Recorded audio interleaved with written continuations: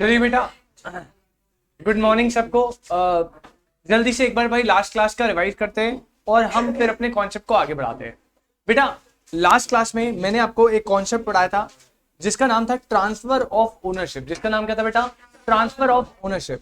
Last class में, हाँ जी, sorry, इसी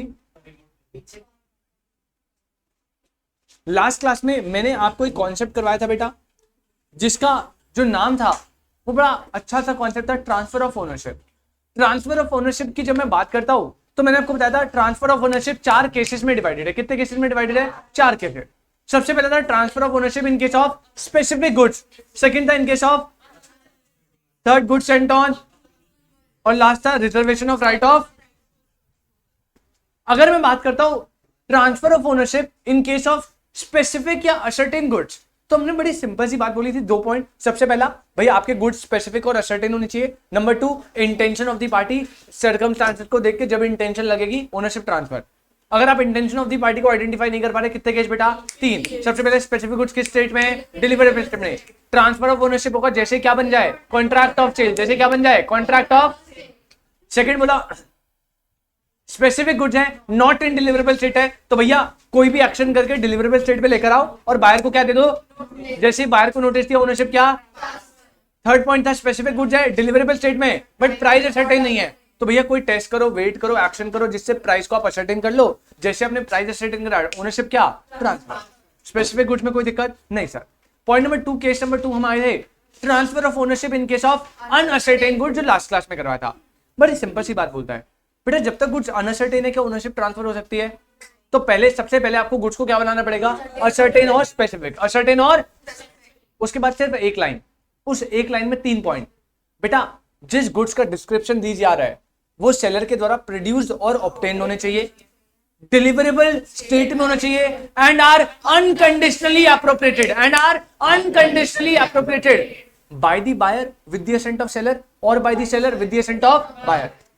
अगर जैसे ही आपने अनकंडीशनली एप्रोप्रिएटेड वाले पॉइंट तक कर दिया, ओनरशिप क्या? Transfer to the buyer. फिर आपने बोला सर इसका मतलब क्या है? तो मैंने आपको बोला कि बेटा अनकंडीशनली एप्रोप्रिएशन का मतलब समझने से पहले आप एप्रोप्रिएशन ऑफ गुड्स समझो। तो एप्रोप्रिएशन ऑफ गुड्स का मतलब बताओ, तो बड़ा सिंपल सा एप्रोप्रिएशन ऑफ गुड्स का मतलब निकल के आया सर क्या? Selection of goods. एप्रोप्रिएशन मतलब सिलेक्शन ऑफ गुड्स, जहां पे की इंटेंशन जो है वो है using them in performance of contract. आप सिलेक्शन ऑफ गुड कर रहे हो इस इंटेंशन के साथ कि आप उन्हीं गुड्स जो आपने सेलेक्ट करे उन्हीं को परफॉर्मेंस में क्या करोगे? यूज। कोई दिक्कत यहां तक? उसके बाद अनकंडीशनली एप्रोप्रिएशन में भैया आप जो है यानी सेलर गुड जो है कैरियर को दे रहा है, किसी पर्सन को दे रहा है, अदर बिली को दे रहा है, बायर को देने के लिए for the purpose of transmission to the buyer, और कोई भी reservation of right of disposal को जो रिजर्व करना है आपने वो रिजर्व नहीं करा। मतलब आपने बिना किसी कंडीशन के एप्रोप्रिएशन कर दिया। आपने गुड्स को सेलेक्ट करके टेम्पो में भिजवा दिया और कोई भी कंडीशन नहीं रखी। कंडीशन मतलब अगर भैया आप कंडीशन डाल देते हो कि कैरियर भाई पैसे देना तभी गुड्स डिलीवर करियो, तो भैया वो तो अलग केस हो गई। कंडीशन डाल दी तो जब तक वो कंडीशन फुलफिल नहीं हुई थी तब तक ओनरशिप ट्रांसफर नहीं होगी। लेकिन अगर कोई कंडीशन नहीं है, अनकंडीशनल है, तो उस केस में आपकी ओनरशिप जैसे ही ट्रांसफर होगी जब आप 3 कंडीशन को फुलफिल कर दोगे जो मैंने बताई।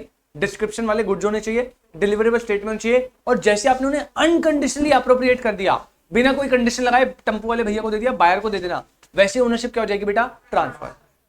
केस नंबर 3 था transfer of ownership in case of goods sent on approval, जिसे हम सेल और रिटर्न भी बोलते हैं। क्या बोलते हैं? सेल और रिटर्न। बड़ी सिंपल सी बात कहता था कई बार सेल को मैक्सिमाइज करने के लिए जो सेलर है वो गुड्स कस्टमर को देता है और एक कंडीशन पे देता है कि भैया आप गुड्स को लो, आप उन्हें यूज करो, अगर आपको पसंद आए तो with in a specified time period हमें बता दो, और अगर आपको नहीं पसंद आए तो with in a specified time period आप हमें गुड्स को रिजेक्ट करके रिटर्न कर दो, है ना। Goods sent on approval basis में 3 केस है जहां पे ओनरशिप ट्रांसफर हो जाती है। पॉइंट नंबर 1, अगर with in specified time period वो अपनी एक्सेप्टेंस या अप्रूवल को सिग्निफाई कर दे, मतलब बता दे भैया मैं गुड्स को एक्सेप्ट कर रहा हूं with in specified time period, तो जो वो बोलेगा वो होगा। अगर वो एक्सेप्ट करता है तो ओनरशिप ट्रांसफर, रिटर्न बोलता है तो रिटर्न कर दो भाई, कोई दिक्कत नहीं। पॉइंट नंबर 2, अगर पूरे स्पेसिफाइड टाइम पीरियड और उसके बाद तक वो गुड्स को रिटेन करके बैठा है और कोई भी एक्सेप्टेंस या रिफ्यूजल कुछ नहीं बोल रहा, तो जैसे टाइम पीरियड खत्म होएगा हम डीम्ड मान लेंगे कि ओनरशिप क्या हो गई? ट्रांसफर, सेल मान लेंगे। और केस नंबर 3 अगर वो यूज ऑफ द गुड्स करता है क्या एनी अदर एक्ट करता है, एनी अदर एक्ट में मैंने प्लेज का एग्जांपल लिया था, कोई भी एक्ट करता है which is equivalent to adopting the transaction, तो उस केस में भी हम ओनरशिप को क्या मान लेंगे, ट्रांसफर। 3 पॉइंट, सबसे पहला आपने एक्सेप्ट कर दिया, बता दिया clearly with in time period. Second, आप टाइम पीरियड एक्सपायर हो गया तब भी गुड्स को रिटेन करके बैठे हो। थर्ड, आप गुड्स को यूज करते हो या कोई एनी अदर कंडक्ट देते हो which is equivalent to acceptance. तीनों केस में ओनरशिप ट्रांसफर होगी टू दी बायर। अगर आपको मेरी इस बात पे कोई भी दिक्कत है तो आप मुझे बता सकते हैं, वरना मैं आपको इसके आगे का कॉन्सेप्ट बताता हूं। हाँ जी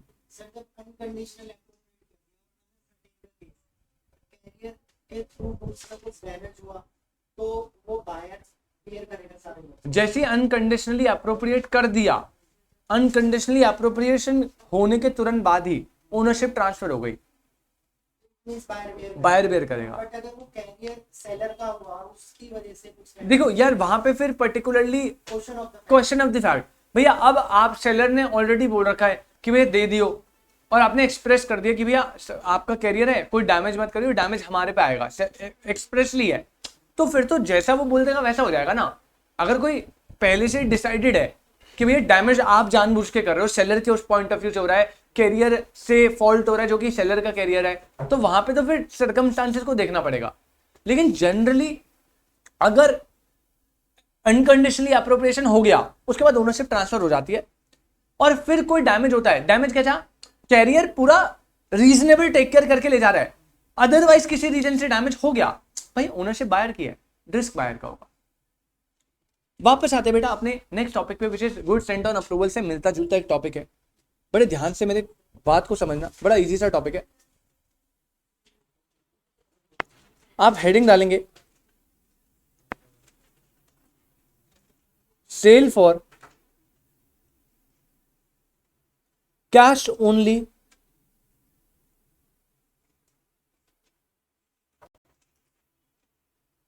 और return, sale for cash only और रिटर्न। अभी जो हमने पढ़ा था वो था सेल और return, good sent on approval का क्या नाम था, सेल और रिटर्न, और यहां पे जो उससे मिलता जुलता टॉपिक है ना वो है कैश ओनली और रिटर्न। बेटा गुड सेंट ऑन अप्रूवल जिसे हम सेल और रिटर्न प्रोसेस बोलते हैं, उसमें क्या बोला भैया, with in specified time period अगर रिटर्न कर दोगे तो रिटर्न मान लेंगे, उसके अलावा आपने एक्सेप्ट कर लिया, आपने within specified time answer ही नहीं दिया, आपने गुड्स को यूज कर लिया, कोई भी अदर एक्ट कर लिया, सारे केसेस में हम गुड्स का क्या मान रहे थे, सेल। क्या मान रहे थे, आप गुड्स को यूज करोगे मतलब हम क्या मानेंगे, सेल। आपने प्लेज कर दिया, हम क्या मानेंगे, मैंने आपको याद है लास्ट क्लास एग्जांपल दिया था, अगर वो आगे प्लेज कर देगा तो क्या ए जो है वो सी से अपने गुड्स वापस ला सकता है, वापस क्यों लाएगा, वो कहेगा भाई मैंने बी को सेल और रिटर्न बेसिस पे दिए थे, उसने कोई अदर एक्ट कर दिया, प्लेज कर दिया, तो मतलब मैं अज्यूम कर रहा हूं कि क्या हो गया, सेल, मतलब ट्रांसफर ऑफ ओनरशिप हो चुका है। अब मैं आपसे सिर्फ क्या डिमांड करूंगा, प्राइस डिमांड कर लूंगा, वो भी किससे, बी से। बेटा इसी से रिजेंबल करता है टॉपिक है कैश ओनली और रिटर्न, मतलब देख रहे हो सेल को रिप्लेस कर दिया, यहां पे वर्ड क्या गया, कैश ओनली। क्या बोला, कैश ओनली। ये एक तरीके का कॉन्सेप्ट है जिसमें आप फिर से सेल मैक्सिमाइजेशन के लिए गुड्स दे रहे हो, भैया लेके जाओ, चेक करो, चेक करके मजा आया, चेक करके मजा आया, कैश देना है, क्या देना है, कैश, नगद, रोकड़ा, अमाउंट, ठीक है, घास, कैश को घास बोलते हैं, घास बेटा मतलब घास मत लाना, ये लो सर घास, नगद एकदम रोकड़ा मिला तो सेल मानेंगे, उसके अलावा तू रिटेन करके बैठ टाइम के बाद, कोई फर्क नहीं है, गुड्स वापस ले लूंगा। तू गुड्स को सेल कर दे आगे, कोई फर्क नहीं, वापस ले लूंगा। यूज करते दिख गया, वहीं वापस लूंगा। प्लेज करता दिख गया, पहले तू पिटेगा, उसके बाद जिसको प्लेज करा वो पिटेगा और गुड्स वापस लूंगा। मतलब भैया गुड सेंट ऑन अप्रूवल वाले में आप टाइम पीरियड से पहले रिजेक्ट कर देते थे तो रिजेक्ट, उसके अलावा कुछ भी करोगे तो हम सेल मानते थे। क्या मानते थे, तभी उसका नाम था सेल और रिटर्न। या तो आपके पास दो ही ऑप्शन है, या तो रिटर्न करो, और रिटर्न नहीं करा उसके अलावा कुछ भी करा तो हम क्या मान लेंगे, ओनरशिप क्या, ट्रांसफर। कैश ओनली और रिटर्न मतलब भैया मैं सेल सिर्फ और सिर्फ तब मानूंगा जब मुझे क्या मिलेगा। अब दीपक भाई बोल रहे सर बैंक में आ गए पैसे तो ऐसे फालतू क्वेश्चन नहीं, बहुत मारूंगा, तेरे अंदर था ये क्वेश्चन। बेटा बैंक में कैश ही तो है ना, वो कैश ओनली मतलब पैसे मिलना, ये नहीं कैश देना है हाथ में, बैंक में मिले, चेक मिले, सबको पेमेंट मिलनी चाहिए, ठीक है। किसी के दिमाग में ऐसा नहीं अगर बैंक में आया, सच्ची बताना, मम्मी कसम है तुम्हें, किसी के दिमाग में ऐसा अगर बैंक में मिला, ये देखो मुझे पता है ना कुछ जहरीले बच्चे होते हैं क्लास में। बेटा कैश ओनली और रिटर्न का मतलब है भैया ए जो है वो गुड्स का पोजेशन दे रहा है किसको बेटा, बी को, और किस पे, कैश ओनली और रिटर्न पे। अब बड़ी सिंपल सी बात है, ये पॉइंट तो बड़ा सिंपल है, कह रहा है भैया आप कुछ भी करो, हमें कोई लेना देना नहीं है। भैया आपके पास से दो ऑप्शन है, या तो आप रिटर्न कर दो, या तो आप क्या कर दो, स्पेसिफाइड टाइम पीरियड में अगर आपने रिटर्न कर दिया तो रिटर्न, वरना कुछ भी कर लो रिटर्न ही मानूंगा। मतलब स्पेसिफाइड टाइम पीरियड एंड हो गया, पैसे नहीं दे रहे, रिटर्न। आपने आगे सेल कर दिया, सेल मानूंगा ही नहीं, उस बंदे से लेकर आ जाऊंगा रिटर्न। आगे प्लेज कर दिया, प्लेज मानूंगा ही नहीं, आगे लेके आ जाऊंगा रिटर्न। मतलब मैं सिर्फ और सिर्फ सेल यानी ओनरशिप का ट्रांसफर तब मानूंगा जब मुझे क्या मिलेगा बेटा, कैश ओनली। क्या मिलेगा, कैश ओनली। कैश ओनली और रिटर्न बेसिस एक ऐसा चीज है, एक ऐसा कॉन्सेप्ट है जिसमें हम ट्रांसफर ऑफ ओनरशिप सिर्फ तब और सिर्फ तब मानेंगे जब एक पर्टिकुलर कंडीशन फुलफिल होगी, और वो कंडीशन क्या है, सेलर को क्या मिलना चाहिए, पेमेंट ऑफ प्राइस। क्या मिलना चाहिए, पेमेंट ऑफ। अदरवाइज कोई भी सिनेरियो, कोई भी, वो रिटेन करके बैठे, वो सेल करे, वो प्लेज करे, वो यूज करे, वो any other act adopting the transaction करे, गुड्स सेंट ऑन अप्रूवल यानी सेल और रिटर्न में हम सेल मान लेते थे, ओनरशिप ट्रांसफर। अब हमें कोई लेना, गुड्स नहीं ले सकते, हम पैसे ले लेंगे वापस, लेकिन इस केस में हम सीधा गुड्स वापस मांगेंगे, क्योंकि यहां पे सेल तो होगी नहीं। क्यों सर, सेल तभी होगी जब आप सिर्फ क्या पे करोगे, कैश। अदरवाइज आप कुछ भी कर लो, हम गुड्स को क्या करेंगे, रिटर्न। तो आपने पहली अंडरस्टैंडिंग दे दी, भैया या तो मुझे तू कैश देगा, जब तू पैसे देगा तभी सेल मानूंगा, ओनरशिप ट्रांसफर, उसके अलावा कुछ भी कर ले तू, कोई फर्क नहीं पड़ता, गुड्स क्या लूंगा, रिटर्न। गुड्स क्या लूंगा। अब वापस आओ इसी एग्जांपल में आपको याद है दो सिनेरियो दिए थे। पहले वाले एग्जांपल में मैंने बोला था ए जो है वो बी को गुड्स देता है, पहले वाले में बोला था सेल और रिटर्न से। कैसे देता था, और बी ने वो गुड्स आगे क्या कर दिए थे, सी को प्लेज कर दिए थे। सी को क्या कर दिए थे, तो मैंने आपको बोला था कि मुझे एक बात बताओ, आप क्या ए यहां पे इससे गुड्स रिटर्न मांग सकता है। आपने बोला सर नो। आपने क्या बोला था सर, नो। क्यों, क्योंकि यहां पे जैसे ये प्लेज करेगा तो हम इस ट्रांजैक्शन को क्या ट्रीट कर लेंगे सर, कैसे ट्रीट कर लेंगे, प्रोविजन नंबर 3। प्रोविजन नंबर 3 क्या था, यूज द गुड्स और does any other act adopting the transaction which is equal to acceptance. तो भैया आपने प्लेज कर दी गुड्स से सेल और रिटर्न बेसिस पे, तो आप अगर रिटर्न करोगे विद इन टाइम तभी रिटर्न होगा, अदरवाइज आप कुछ भी करोगे तो क्या मानूंगा, सेल। क्या मानूंगा, तो यहां पे सेल मानते हुए ए कह रहा है भैया अगर वो आगे प्लेज कर रहा है, इसका मतलब उसने इंप्लाइड वे में मुझे एक्सेप्टेंस दे दी ना कि सेल मान रहा हो, तो भैया सेल हो गई है। सी तू अपने प्लेज वाले गुड्स रख, मुझे कोई फर्क नहीं पड़ता, गुड्स तो बिक गए हैं मेरे, बस मैं आपसे पेमेंट ऑफ क्या मांगूंगा बेटा, प्राइस। बस ए के पास एक अथॉरिटी है कि वो प्राइस मांग सकता है और कुछ नहीं। यही सेम एग्जांपल ए ने बी को फिर से गुड्स दिए, लेकिन इस बार पता है कैसे दिए, कैश ओनली और रिटर्न। क्या दिए, कैश ओनली और। तो बेटा उस पर्टिकुलर केस में अगर बी ने आगे गुड्स सी को प्लेज कर दिए तो क्या ये प्लेज वैलिड मानी जाएगी, नहीं, क्योंकि यहां पे ए जाएगा सी से गुड ले लेगा, भैया सी कहेगा मुझे नहीं पता प्लेज व्लेज। मैंने पहले बोला था या तो अगर आपको सेल माननी है तो आपको क्या करना पड़ेगा, कैश देना पड़ेगा, अदरवाइज क्या होगा, रिटर्न। क्या बी ने ए को कैश दिया अभी तक, क्या बी ने ए को कैश दिया, नहीं, तो क्या सेल हुई होगी, नहीं। तो भैया आपको गुड्स, अगर आपने कैश नहीं दिया तो सेल नहीं, तो सिर्फ और सिर्फ आप गुड्स को क्या करोगे, रिटर्न। अब चाहे बी आपके पास हो, आपने प्लेज कराओ, आपने आगे सेल कराओ, मुझे कोई लेना देना नहीं है। आपने मुझे कैश पे नहीं करा, हमारे बीच का ट्रांजैक्शन सेल नहीं हुआ, और सेल नहीं होगा तो और करके क्या ऑप्शन था दूसरा, रिटर्न। लाओ मेरे गुड्स वापस। तो गुड्स सेंट ऑन अप्रूवल में क्या वो रिटर्न मांग सकता था, नहीं, लेकिन कैश ओनली और रिटर्न में वो गुड्स मांग सकता है, बिल्कुल मांग सकता है, हर केस में मांग सकता है, जब तक एक पर्टिकुलर कंडीशन फुलफिल नहीं होती, और वो कंडीशन क्या है, कैश रिसीव नहीं होता उसे, कोई दिक्कत। ये आपके पेपर में क्वेश्चन आता है 6 मार्क्स का। ये जो एग्जांपल दिया ना मैंने एबीसी वाला, पहला गुड्स रिटर्न अप्रूवल, यही सेम एग्जांपल था। बोलता गुड्स रिटर्न मांग सकता है क्या, बताओ। फिर बी केस में क्या आपका आंसर सेम होता अगर कैश ओनली और रिटर्न होता? आंसर चेंज हो रहा था। पहले वाले में गुड्स रिटर्न नहीं मांग सकता था, दूसरे वाले में रिटर्न मांग सकता। कि जनरली तो केस स्टडी है भाई, ऐसा कुछ पक्का नहीं है। एक दो बार ही आया पेपर में, एक ही बार आया शायद, एक बार लास्ट टू लास्ट अटेम्प्ट, पता नहीं 2-3 अटेम्प्ट छोड़ के। दिखाऊंगा मैं, केस स्टडी टेस्ट में दूंगा, देखना। क्या पता ना दो। चलिए ये नोट करेंगे आप, फिर कैश ओनली और रिटर्न लिखेंगे। सेल फॉर कैश ओनली और रिटर्न। हाँ जी, वो आगे सी को दे देता है, सी उसके बदले उसे पैसे दे देता है, तो वो भी ए को दे देगा। बी आप ए को दे दो, कैश दे दिया तो सेल हो गई। बाई चांस सर ऐसे भी हो सकता है, सी को इसने दे दिया, अब उसने उसको पैसे तो दे दिए बी को, बी ने पैसे नहीं दिए उसे, तो रिटर्न ले लेगा सीधे। सी से रिटर्न लेगा भैया। सी भाई वो बस इतना बोलेगा, वो भाई इतना बोलेगा, मैंने गुड्स बी को दिए थे कैश ओनली और रिटर्न बेसिस पे, आगे वो गुड्स को आग लगाए, मुझे लेना देना नहीं है, मुझे कैश रिसीव नहीं हुआ, मतलब मेरी सेल नहीं हुआ, ओनरशिप अभी भी मेरे पास है। ओनरशिप तो है नहीं ना भाई, अब सी का भी तो फॉल्ट है भाई, सी को भी तो चेक करना पड़ेगा ना, जिससे वो गुड्स ले रहा है वो ओनर है या नहीं है। डिफेक्टिव टाइटल है बी के पास।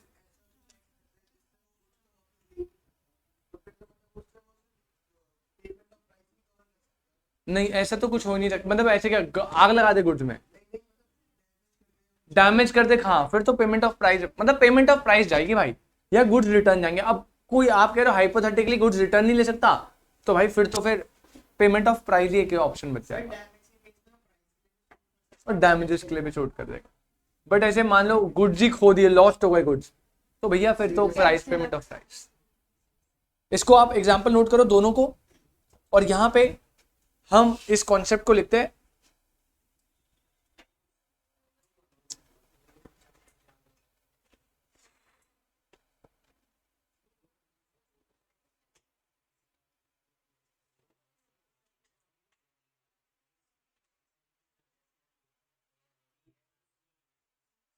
नहीं लिखा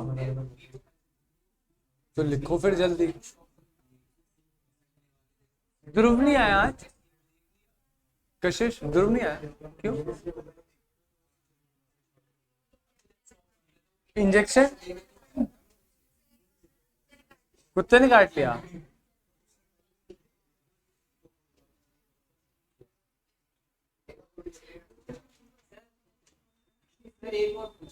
तो कुत्ते को इंजेक्शन लगाओ ना, कुत्ते को इंजेक्शन लगता है तो भाई फिर इंजेक्शन नहीं लगाने पड़ते ना, ऐसा कुछ होता है ना। अबे ऐसा कुछ होता है,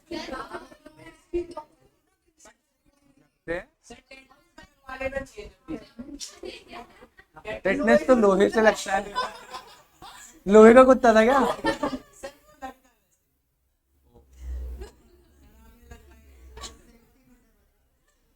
चलिए भाई। सर एक और क्वेश्चन। हाँ भाई बोल। सर एक बार नीचे करना, ये भी है सर, वैसा अच्छा क्वेश्चन है, ठीक है बेटा शांत एकदम, भाई का अच्छा क्वेश्चन सुन ले।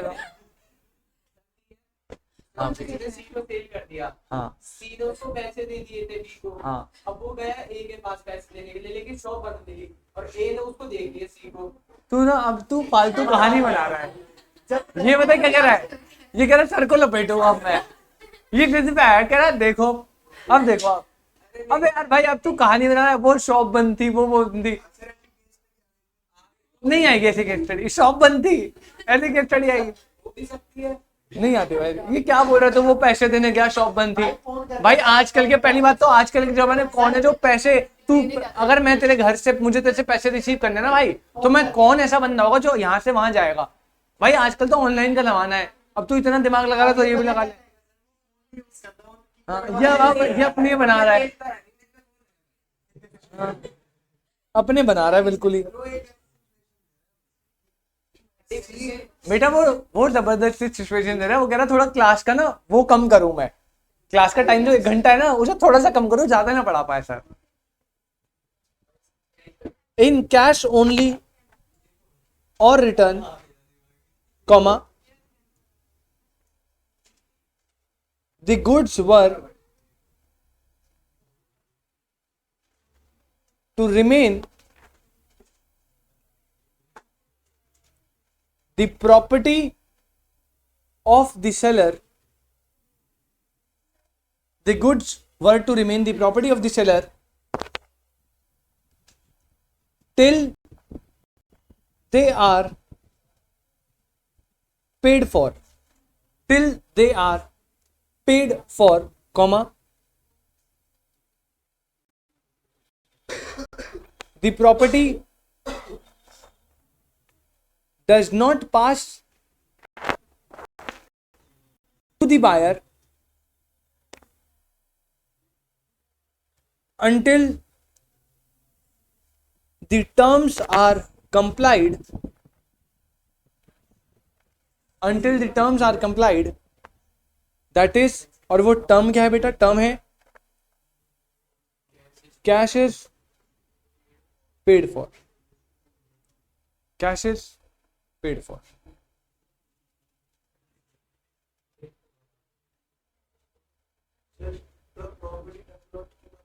Pass to the buyer.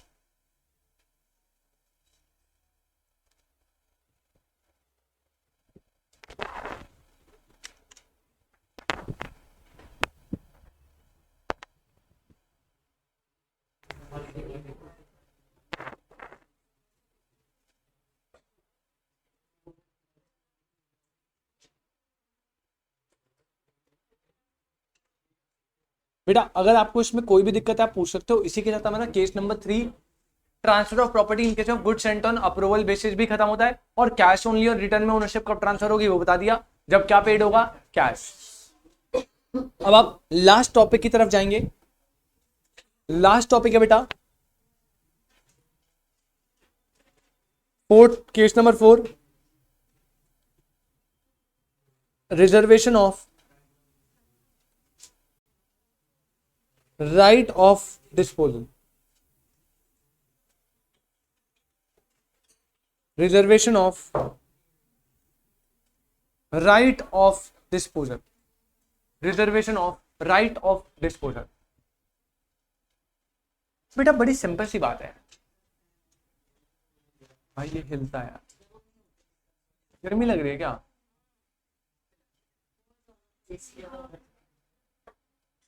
Reservation of right of disposal. बेटा ये क्या कॉन्सेप्ट, क्या बात करता है? बड़ी सिंपल सी है. अब बड़े ध्यान से समझो. आपको याद है हमने अनसर्टेन गुड्स में वो पॉइंट पढ़ा था कि गुड्स डिस्क्रिप्शन वाले होने चाहिए, डिलीवरेबल स्टेट में होने चाहिए, अनकंडीशनली अप्रोप्रिएट होने चाहिए. क्या होता है? राइट ऑफ डिस्पोजल को सेलर ने क्या रखा है बेटा? रिजर्व. राइट ऑफ डिस्पोजल को सेलर ने क्या रखा हुआ है? रिजर्व. इसका क्या मतलब है मैं आपको समझाता हूं. आप अभी ना आपने कुछ कॉन्सेप्ट पढ़ा भी नहीं, बट स्टिल मेरी गारंटी आप खुद ही आंसर करोगे इसका. भाई ए जो है एक सेलर है जो कि बी बायर को गुड सोल्ड करेगा, ऐसा उन्होंने कॉन्ट्रैक्ट ऑफ सेल बना लिया.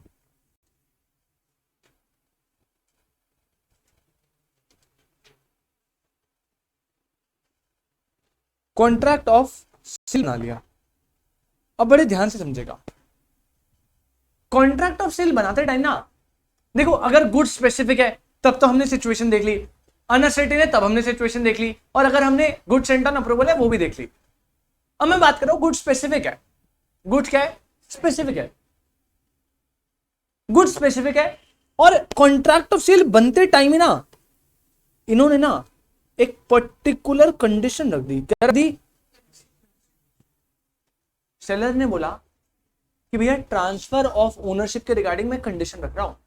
पता है क्या कंडीशन है? ट्रांसफर ऑफ ओनरशिप ना सिर्फ तब होगा जब जो भी कंडीशन बताई वो फुलफिल होगी. वो कंडीशन कुछ भी हो सकती है, कुछ भी, एज पर दी सेलर्स रिक्वायरमेंट. मतलब सेलर भाई, मतलब कोई भी केस हो सकता है ना. सेलर ने बोला भैया गुड जा रहा है, पेमेंट कभी जा रहा है, ओनरशिप ट्रांसफर होगी 15 सितंबर को। कब ट्रांसफर होगी? पर्टिकुलर कंडीशन रख दी भैया, ये कंडीशन है। तो reservation of right of disposal का मतलब है ना, उसने कंडीशनली एप्रोप्रिएशन करा। कैसा करा? Conditionally appropriation. अगर कभी भी सेलर ने राइट ऑफ डिस्पोजल को रिजर्व रखा, राइट ऑफ डिस्पोजल को रिजर्व करने का मतलब है उसने ट्रांसफर ऑफ ओनरशिप पे एक कंडीशन लगा दी कि जब तक ये कंडीशन फुलफिल नहीं होगी ओनरशिप ट्रांसफर नहीं होगी। मैं बात ही नहीं कर रहा डिलीवरेबल स्टेट में है, कॉन्ट्रैक्ट ऑफ सेल बन गया, नॉट इन डिलीवरेबल स्टेट है, वेट मेजर कर लिया, गुड्स एंड कुछ भी हो, हमें लेना देना नहीं। जो सारे पहले के कॉन्सेप्ट पड़े सब भुला दो। अगर कोई एक्सप्रेस कंडीशन सेलर ने लगा दी तो क्या ओनरशिप ट्रांसफर होगी जब तक वो कंडीशन फुलफिल ना हो। जैसे भैया सेलर ने बोला कि मैं ओनरशिप सिर्फ तब ट्रांसफर करूंगा, गुड्स चले जाए, कुछ भी हो जाए, लेना देना नहीं है, जो आपने मुझे चेक दिया है वो मेरे बैंक में डिपॉजिट होके क्रेडिट हो जाए, अमाउंट क्रेडिट हो जाए, मैं आपको ओनरशिप तब दूंगा। भाई हो सकता है ना, चेक दिया, डिपॉजिट करा, बाउंस हो गया।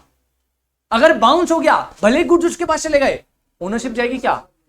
भैया अगर सेलर ने कंडीशन लगा दी है कि जब तक ये पर्टिकुलर कंडीशन, यहां पे कंडीशन क्या है कि चेक का क्रेडिट होना, जब तक मेरे अकाउंट में बैलेंस क्रेडिट नहीं हुआ तब तक ओनरशिप ट्रांसफर नहीं होगी। फिर अभी तक आप जितने भी प्रोविजन पढ़कर आए हो, क्या कुछ अप्लाई होगा?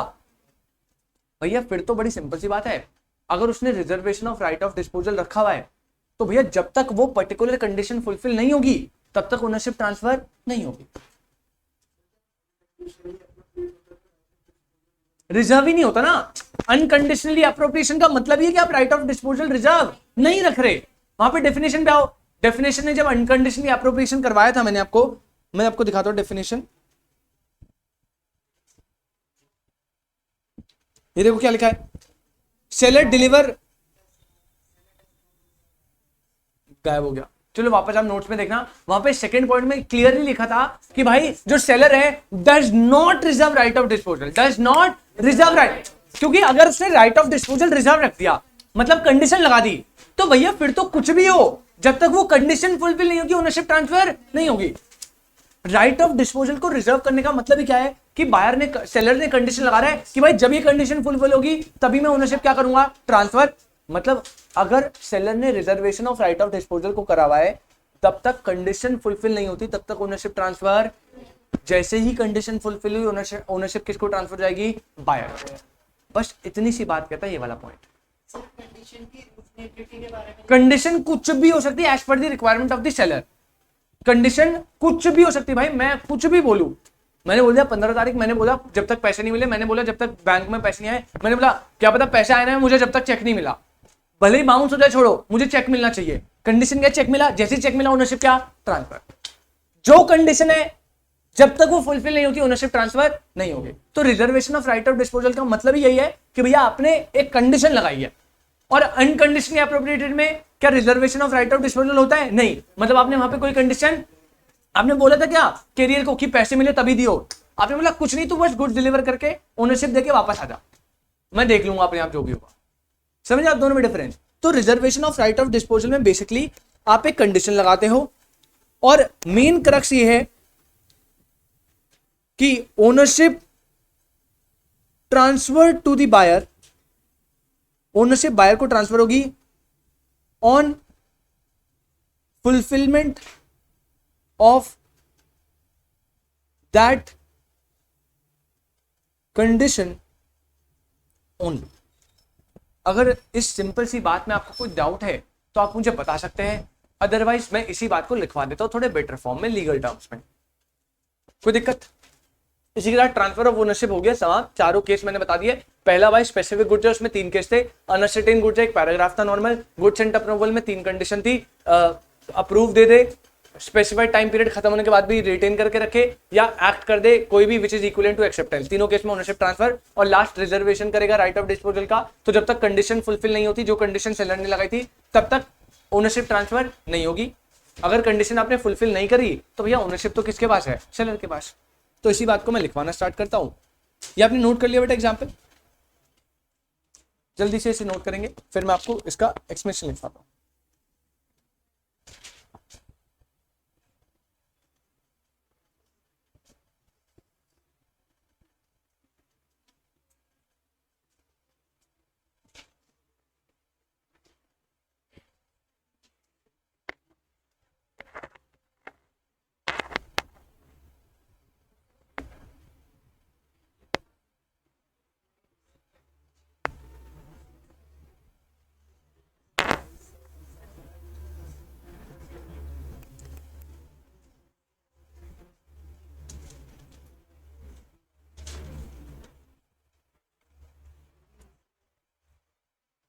डन जी, इसका एक्सप्लेनेशन लिखना स्टार्ट करेंगे। Where there is a contract of cell,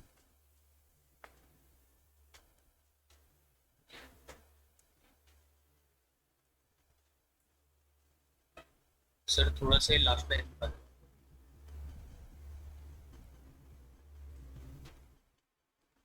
where there is a contract of sale of specific goods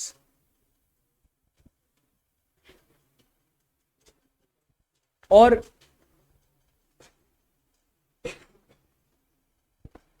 where goods are subsequently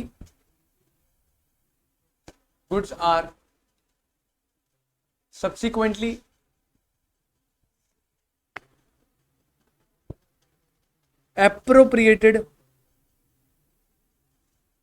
to the contract, comma,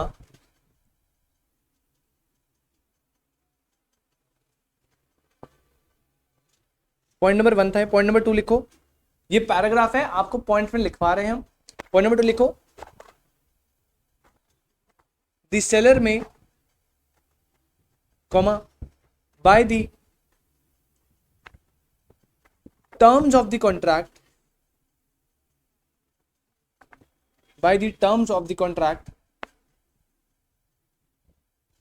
comma, reserve the right of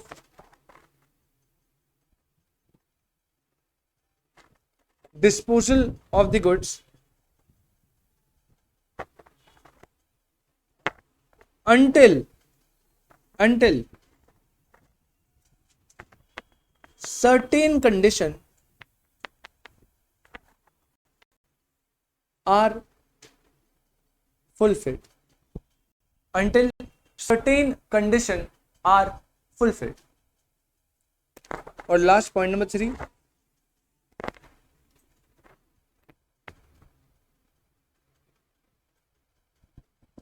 तो class and होने वाली है।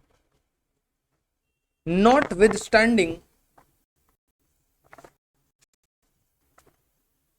the delivery of the goods to a buyer, delivery of the goods to a buyer, comma, or to a carrier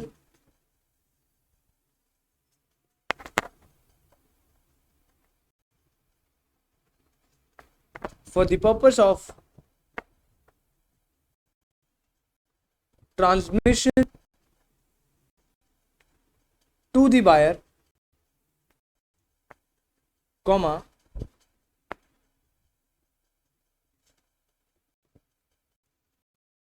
the property in the goods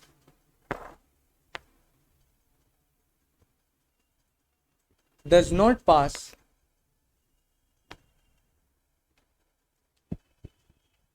to the buyer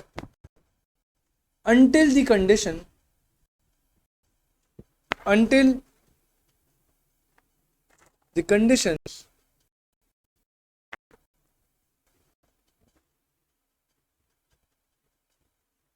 imposed by the seller are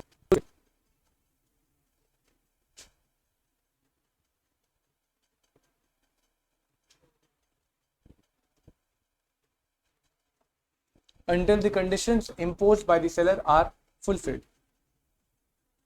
फिर से बड़ी simple सी बात कह रहा है, कह रहा है भाई not with standing the delivery of the goods. Not with standing delivery of the goods का मतलब है भैया डिलीवरी ऑफ गुड्स से कोई लेना देना नहीं है, कोई भी चीज से कोई लेना देना नहीं है। ओनरशिप सेलर से बायर को तब ट्रांसफर होगी जब सेलर के द्वारा जो कंडीशन बताई गई है वो कंडीशन क्या हो जाती है, फुलफिल।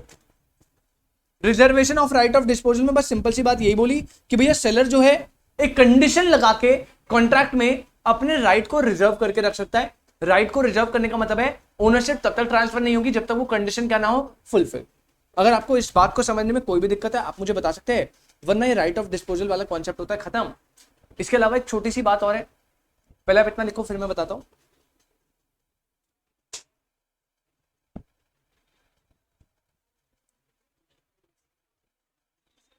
हाँ जी,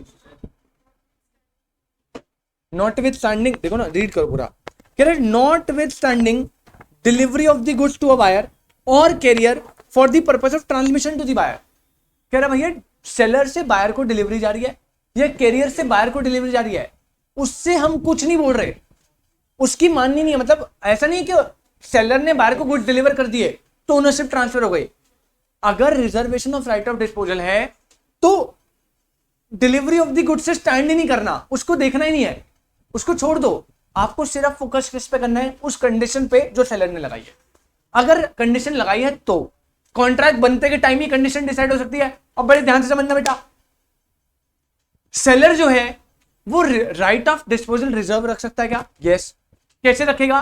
कॉन्ट्रैक्ट बनते ही वो बनते टाइम भी वो क्या लगा देगा, एक कंडीशंस। क्या कंडीशन कुछ भी हो सकती है? यस। लेकिन दो केस में रिजर्वेशन ऑफ राइट जो है वो डीम्ड माना गया है। मतलब कंडीशन कुछ भी लगा सकता हूं मैं कि भैया ये कंडीशन है, वो कंडीशन है, और जो भी कंडीशन मैंने बता दी उसमें यह कि जब तक वो कंडीशन फुलफिल नहीं हुई तब तक ओनरशिप ट्रांसफर नहीं है। मतलब उस कंडीशन पे मैंने राइट को रिजर्व कर लिया। लेकिन दो ऐसी कंडीशन है जो भले ही बोली भी ना हो फिर भी डीम्ड है कि ओनरशिप तब तक तो ट्रांसफर होगी नहीं। मतलब reservation of right of disposal, फिर से बोल रहा हूं, right of disposal seller reserve कर सकता है कॉन्ट्रैक्ट में एक कंडीशन लगा के। वो कंडीशन कुछ भी हो सकती है, जब तक वो कंडीशन फुलफिल नहीं होगी तब तक ओनरशिप ट्रांसफर नहीं होगी। लेकिन दो कंडीशन ऐसी है जो सेलर भले ही बोले ना लेकिन डीम्ड है कि वहां पे उसका राइट रिजर्व होगा ही होगा। सबसे पहली, पेमेंट ऑफ प्राइस। अगर उसे प्राइस नहीं मिला तब तक क्या ओनरशिप ट्रांसफर मानेगा? वो कभी नहीं मानेगा। और उस केस में वो गुड्स को क्या मांग सकता है? रिटर्न। डीम्ड है, भले ही वो मुंह से कंडीशन ना बोले कि भाई, कभी सेलर ऐसा बोलेगा भाई ये कंडीशन है कि पेमेंट ऑफ प्राइस तुझे देनी है, ऐसा बोलने की रिक्वायरमेंट हो चाहिए भैया, वो डीम्ड है, लॉ ने बोला भैया पेमेंट ऑफ प्राइस नहीं मिला ना, गुड्स लेकर आ जाओ वापस, आपके पास राइट है। पॉइंट नंबर 2, अगर आपको कोई भी चेक बीआर वगैरह मिला, जब तक अगर वो डिसऑनर हो गया, क्या हो गया? डिसऑनर, उस केस में भी आपका राइट ऑफ डिस्पोजल क्या है? रिजर्व। भैया ट्रांसफर नहीं होगी ओनरशिप, आप लेकर वापस आ जाओ गुड्स को, कोई दिक्कत नहीं है। तो सर कंडीशन कुछ भी हो सकती है, सेलर जो है रिजर्व कर सकता है राइट ऑफ डिस्पोजल को कैसे भी, लेकिन दो केस में वो कंडीशन क्या है? डीम्ड है। मतलब दो केस में माना गया है कि सेलर अपना राइट ऑफ डिस्पोजल रिजर्व करेगा ही करेगा। दो कंडीशन, अगर बायर ने डिफॉल्ट कर दिया पेमेंट ऑफ प्राइस में, और अगर बायर ने जो चेक दिया, जो बीआर दिया, वो क्या हो जाए? डिफॉल्ट हो जाए, डिसऑनर हो जाए ऑन दी ड्यू डेट। तो इसी बात को लिख लेते हैं एक नोट के चक्कर में, नोट बनाएंगे सही सा और लिखेंगे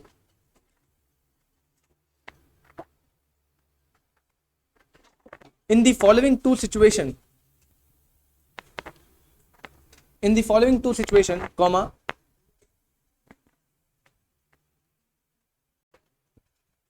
the seller is deemed, in the following two situation, comma, the seller is deemed to have reserved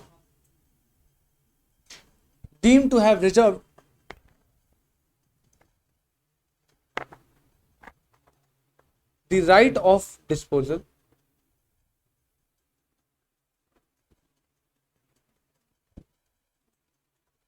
point number 1,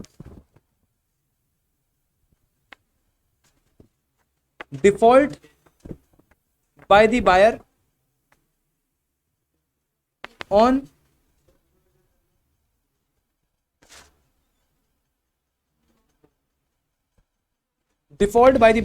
payment of price. भैया पेमेंट ऑफ प्राइस के लिए डीम्ड माना गया है कि राइट ऑफ डिस्पोजल रिजर्व होगा ही होगा। और सेकंड केस में dishonour of bill of exchange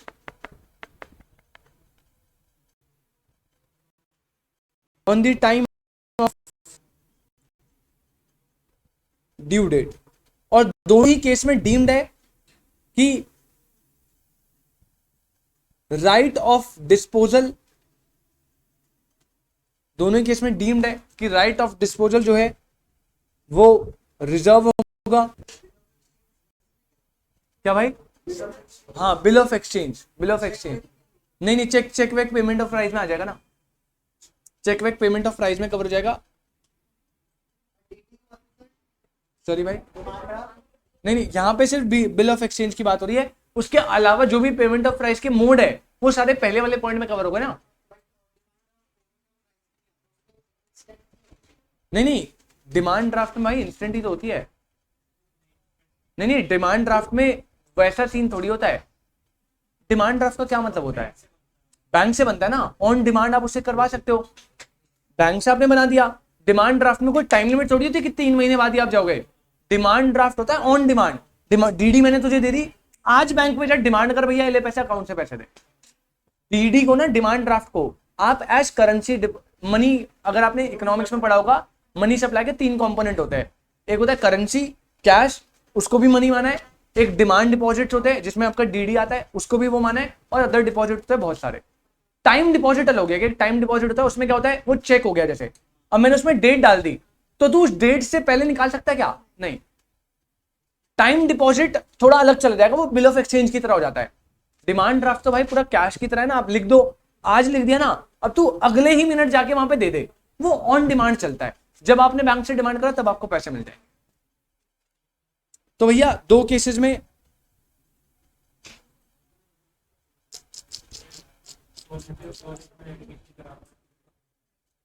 cases में हम डीम्ड मानेंगे कि राइट ऑफ डिस्पोजल सेलर ने रिजर्व करा ही करा होगा, चाहे कंडीशन ये वाली बोली हो या ना बोली हो। वो बोलेगा नहीं कि पेमेंट ऑफ प्राइस करनी है, चेक जो है वो और जो बिल ऑफ एक्सचेंज है वो ऑनर होना चाहिए। बोले ना बोले भैया, ओनरशिप तब तक ट्रांसफर नहीं होगी जब तक पेमेंट ऑफ प्राइस ना हो जाए, और अगर बिल ऑफ एक्सचेंज है तो तब तक बीआर ऑनर ना हो जाए। Bill of exchange on time of due date, dishonour of bill of exchange, दोनों ही केस में राइट ऑफ डिस्पोजल रिजर्व रहेगा। और अगर कोई भी प्रॉब्लम आती है, मतलब डिफॉल्ट हो गया या डिसऑनर हो गया, तो वो क्या कर देगा, गुड्स को रिटर्न मांग लेगा और बायर को देने भी पड़ेंगे, क्योंकि ओनरशिप तो ट्रांसफर ही नहीं हुई।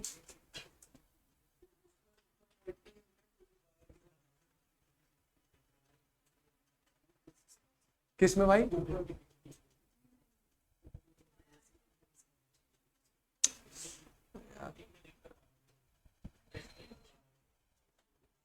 To the buyer until the condition imposed by the seller are fulfilled.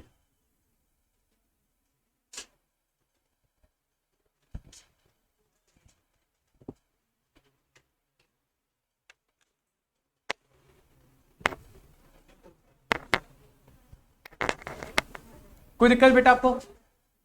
कोई दिक्कत? इसी के साथ ट्रांसफर ऑफ ओनरशिप समाप्त होता है। इसमें एक छोटा सा टॉपिक, 2 टॉपिक बचे हैं इस चैप्टर में, चैप्टर एंड नहीं हुआ। एक जो सबसे बड़ा टॉपिक है, सबसे इंपॉर्टेंट टॉपिक है, सेल बाय नॉन ओनर, वो अगली क्लास में करेंगे। इस क्लास का एक छोटा सा टॉपिक है, 2 मिनट और लेते हुए उसको कंप्लीट करते हैं, फिर हमारे पास एक ही टॉपिक बच जाएगा जो अगली क्लास में होगा।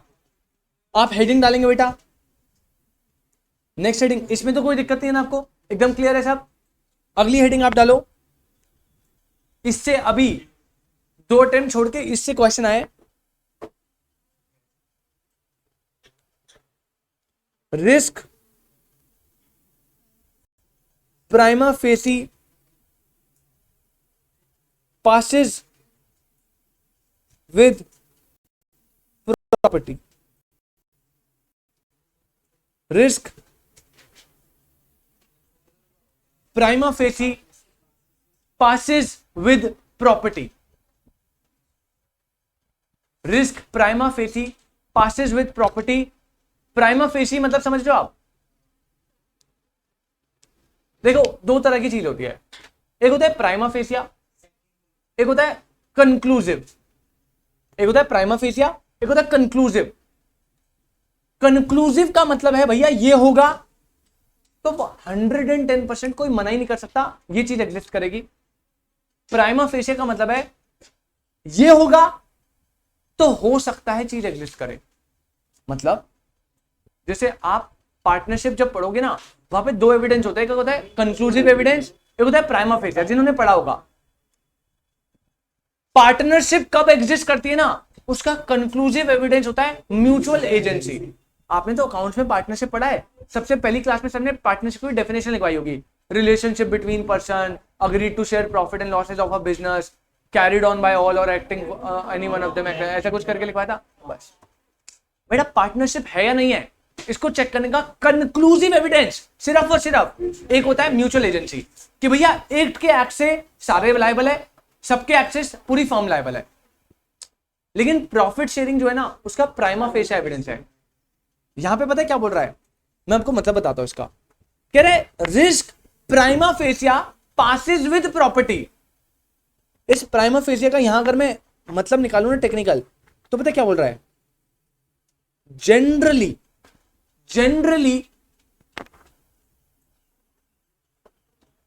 ओनरशिप के साथ साथ क्या पास होता है, रिस्क। क्या ये बात मैंने आपको नहीं बताई?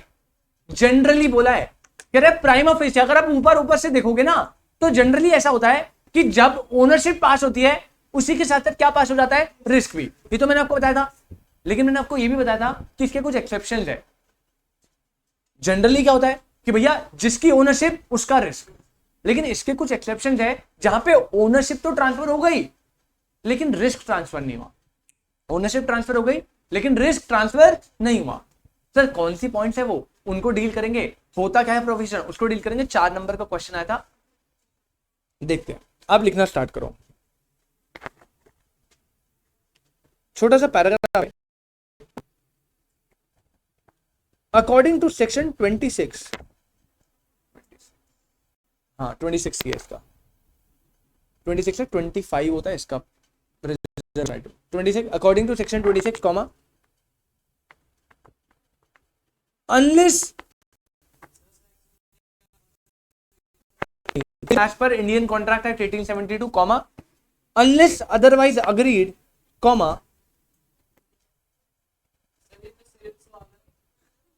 sorry oh sorry हाँ sale of goods act 1930 confusion हो गई।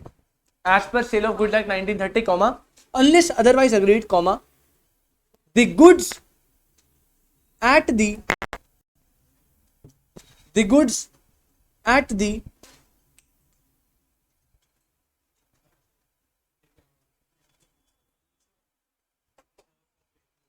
goods at the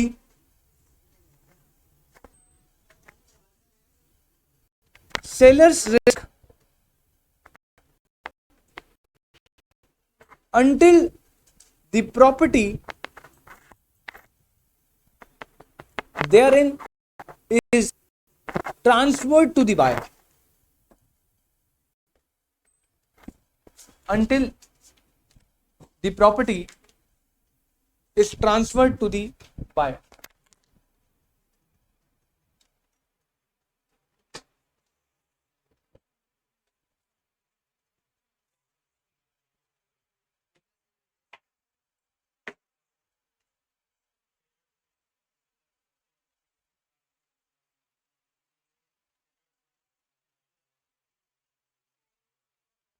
Until the property therein transferred to the buyer,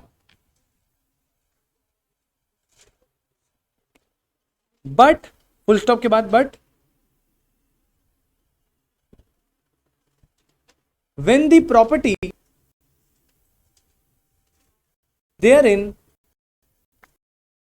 buyer is transferred to the buyer, comma the goods are at the buyer's risk. The goods are at the buyer's risk whether delivery has made or इसमें एक भी चीज ऐसी नहीं लिखी जो आपको already ना पता हो। मैं फिर से रिपीट कर दूं, सेक्शन 26 क्या कह रहा है बेटा, कह रहा है अनलेस अदरवाइज अग्रीड। ये अनलेस अदरवाइज अग्रीड की बात कर रहा है, एक्सेप्शन की। किसकी बात कर रहा है? कह रहा है भैया अगर कुछ और मेंशन है। कुछ और मेंशन क्या है यार, अगर आपने कंडीशन बता रखी है राइट ऑफ डिस्पोजल को रिजर्व करा हुआ है, तो फिर ये वाला रूल अप्लाई होगा, प्रॉपर्टी पास रिस्क पास। भैया अगर मैंने कंडीशन लगा दी पहले से कि भैया प्रॉपर्टी का कोई लेना देना नहीं है, प्रॉपर्टी आपकी होगी ना, फिर भी रिस्क मेरा होगा, मैं ऐसे बता रहा हूं, तब मैंने मेंशन कर दिया ना स्पेशली। तो अगर स्पेशली कुछ और मेंशन है तो भैया अलग बात है, फिर जो मेंशन है उसको लेके चलो। कह रहे अनलेस अदरवाइज अग्रीड, अगर कुछ अग्री नहीं है तो जनरल रूल ने क्या बोला, मैंने पहले बोला था ना जनरली बात कर रहा है। जनरली कह रहा है the goods at the seller's risk, किसके रिस्क पे रहते हैं, until the property therein is transfer to the buyer, जब तक प्रॉपर्टी किसको ट्रांसफर नहीं हुई है, बायर को। मतलब अभी तक प्रॉपर्टी किसकी है बेटा, सेलर की, तो रिस्क किसका, अरे प्रॉपर्टी किसकी, तो रिस्क किसका, जिसकी प्रॉपर्टी उसका रिस्क। कह रहे but when the property therein is transferred to the buyer, कह रहे लेकिन जैसे ही सेलर ने प्रॉपर्टी ट्रांसफर करके किसको दे दी बेटा, the goods are at the buyer's risk whether delivery has made और, अरे वो तो मैंने पहले बोला था, पेमेंट ऑफ प्राइस डिलीवरी से कोई लेना देना है ओनरशिप का नहीं, और ओनरशिप शिफ्ट होते ही रिस्क किसका, ओनर का। अब मान लीजिए मैं हूं सेलर, गुड्स मेरे पास है, ओनरशिप दे दी बायर को, ओनरशिप किसको दे दी, भले गुड्स मेरे पोजीशन पे है, लेकिन जो पर्टिकुलर रिस्क बियर करना है वो किसको बियर करना है, अगर कोई भी डैमेज होता है तो किसका। अब आपके दिमाग में क्वेश्चन उठ सकता है, सर सेलर जो है उसे पता लग गया मैंने ओनरशिप कर दी ट्रांसफर, रिस्क किसका है, बायर का, तो सेलर ना गोडाउन से सामान ऐसे फेंक रहा है, कह रहा कैच कैच खेलते आ जाओ, उसके गुड से कह रहा मेरा तो रिस्क नहीं है ना, कैच कैच खेलते आ जाओ, फिर इसके साथ कैच कैच खेल रहे दोनों। क्या इस पर्टिकुलर केस में सेलर सही कर रहा है, गलत कर रहा है ना, तो अब बताओ रिस्क किसको बियर करना पड़ेगा। भैया देखो यहां पे जो रिस्क वाली बात है ना, वो सेलर को रीजनेबल टेक केयर करनी है, ऐसा नहीं कि आपने पोजीशन आपके पास है, आपने ओनरशिप उसे दे दी, रिस्क उसका, तो आप उसके गुड से कुछ भी मजे ले रहे हो, ऐसे नहीं करना भाई, रीजनेबल टेक केयर तो करनी पड़ेगी ना आपको। लेकिन फिर भी कोई लॉस हो जाता है रीजनेबल टेक केयर करते हुए भी, तो रिस्क बायर का है, ओनरशिप बायर की है, वो सारा बियर करेगा। तो general principle is what, risk prima fascia passes with property. General concept कहता है भैया जब तक सेलर की प्रॉपर्टी है सेलर का रिस्क रहेगा, जैसे उसने प्रॉपर्टी ट्रांसफर कर दी किसको, बायर को, किसका रिस्क रहेगा, बायर का। लेकिन इसका एक छोटा सा एक्सेप्शन है, पॉइंट नंबर 2 बना के बस एक छोटी सी लाइन लिख लो, provided that comma where delivery has been delayed, provided that where delivery has been delayed through default of either buyer or seller, comma the goods are at the risk of the in fault.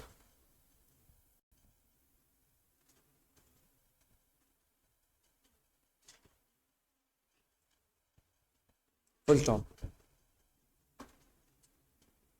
कोई दिक्कत, मतलब general sense में जिसकी ownership उसका risk, general sense में जिसकी ownership. लेकिन अगर किसी पार्टी ने डिलीवरी में क्या कर दिया, डिले, हमने पढ़ा था ना कोई इफेक्ट ऑफ पार्ट डिलीवरी, उसमें सेलर का भी डिफॉल्ट हो सकता है और बायर का भी। तो अगर डिलीवरी में कोई डिले हो रहा है, सेलर कह रहा है भाई मैं आज डिलीवर नहीं कर सकता, या बायर ने बोला आज तू डिलीवर मत करियो मैं रिसीव नहीं कर पाऊंगा, कोई भी डिले इन डिलीवरी हुआ, उस केस में भैया जिसका ओनरशिप उसकी रिस्क नहीं चलती, उसमें सारा का सारा रिस्क किसका होगा, पार्टी इन डिफॉल्ट का। किसका होगा, पार्टी इन, भैया जिसने डिले डिलीवरी करी उसका रिस्क, भले ही ऑल द प्रॉपर्टी किसी की भी हो, रिस्क जनरल प्रिंसिपल कुछ भी कह रहा है, बट अगर आपने डिलेड डिलीवरी का केस है तो भैया पार्टी इन डिफॉल्ट जो है वो रिस्क को बियर करेगा। तो बस अगर मैं क्रक्स निकालू ना तो 2 चीजें बोली इसने, अगर जनरली बात करूं तो भैया जिसकी ओनरशिप उसका रिस्क, लेकिन अगर मैं एक्सेप्शन की बात करूं तो भैया रिस्क उसका होगा जो कि क्या है, डिलेड डिलीवरी में पार्टी इन क्या है, फॉल्ट। ये बोला risk prima facie passes with property ने। अगर आपको इस कॉन्सेप्ट को समझने में 1% भी कोई दिक्कत तो आप मुझे बताएंगे, वरना आज के लिए हम इसको यहीं पे रोकेंगे, अगली क्लास में हम इसके आगे कंटिन्यू करेंगे। आज हमने ट्रांसफर ऑफ ओनरशिप में 2 केस देख लिए,